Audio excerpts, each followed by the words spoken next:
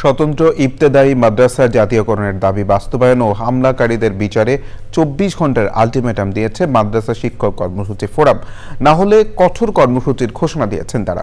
রাজধানীর শাহবাগে চারুকলার সামনে এসব দাবিতে সমাবেশ করছেন স্বতন্ত্র ইবতেদায়ী মাদ্রাসা শিক্ষকরা। সেখানে আছেন নাজিব বেগ, যাচ্ছি তার কাছে। নাজিব, স্বতন্ত্র ইবতেদায়ী মাদ্রাসা শিক্ষকদের সমাবেশের সার্বিক কি পরিস্থিতি?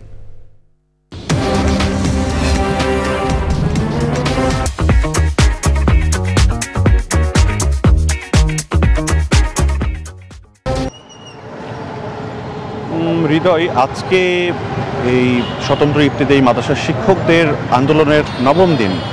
গতকালকে আসলে তাদের সঙ্গে তাদের এই যে স্মারকলিপি দেওয়ার পথে প্রধান উপদেষ্টার কাছে তারা স্মারকলিপি দিতে যাচ্ছিল, সেখানে পুলিশের একটি হামলার অভিযোগ তারা করেছেন। মূলত এরপর থেকে তারা ধর্মঘট কর্মসূচি পালন করছেন এই ঢাকা বিশ্ববিদ্যালয়ের চারুকলার সামনে। কালকে থেকেই তারা অবস্থান করছেন।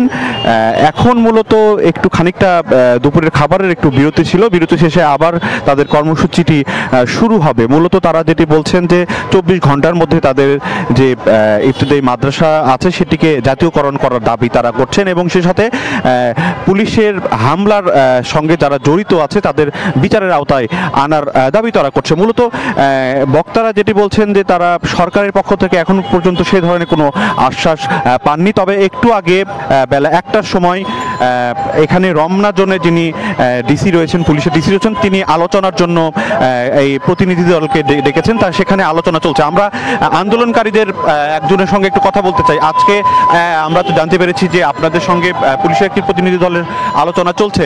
সরকারের পক্ষ থেকে কোনো আলোচনার কোনো প্রস্তাব আপনারা পেয়েছেন কিনা বা কি অবস্থায় আছে আপনাদের দাবির বাস্তবায়নের বিষয়ে? আমরা এখন পর্যন্ত সুস্পষ্ট কোনো ধরনের বার্তা সরকার পক্ষ থেকে পাই নাই। সেহেতু আমাদের এই অবস্থান কর্মসূচি চলছে। আমরা ইতিমধ্যেই আমাদের এখান থেকে মঞ্চ থেকে 24 ঘন্টার একটি আলটিমেটাম দেওয়া হয়েছে যে 24 ঘন্টার ভিতরে যদি আমাদের স্বতন্ত্র ইবতেদায়ী মাদ্রাসাগুলোকে জাতীয়করণ ঘোষণা করা না হয় তাহলে সারা দেশের সকল মাদ্রাসার পাঠদান কার্যক্রম বন্ধ ঘোষণা করে আমরা সকল শিক্ষকদেরকে নিয়ে মাঠে নামতে বাধ্য হব। হৃদয়, শুনছিলেন আসলে আন্দোলনকারীদের যে তথ্য আমরা পেয়েছি যে ইবতেদায়ী মাদ্রাসার যে শিক্ষকরা রয়েছেন এখানে প্রায় 10,000-এর মতো ইবতেদায়ী মাদ্রাসা রয়েছে। এর মধ্যে 1500 মাদ্রাসার শিক্ষকরা মাসে 3500 টাকা বেতন পান, 3300 বেতন পান এবং প্রধান শিক্ষকরা পান 3500 টাকা। আর বেশিরভাগ ইবতেদায়ী মাদ্রাসার শিক্ষকরা কোনো বেতন পান না বলে এই আন্দোলনকারীরা তারা জানাচ্ছেন এবং তারা যে বলছেন যে সরকারের আশ্বাসে তারা কোনো আর বিশ্বাস করবে না এবং যাদের যে দাবি, এক দফা দাবির কথা তারা বলছেন সেটি বাস্তবায়নই একমাত্র তাদের যে আন্দোলন থেকে আন্দোলন বন্ধ করা বা আন্দোলন শেষ করার কথা তারা বলছেন। একেবারে নাজিব, ধন্যবাদ।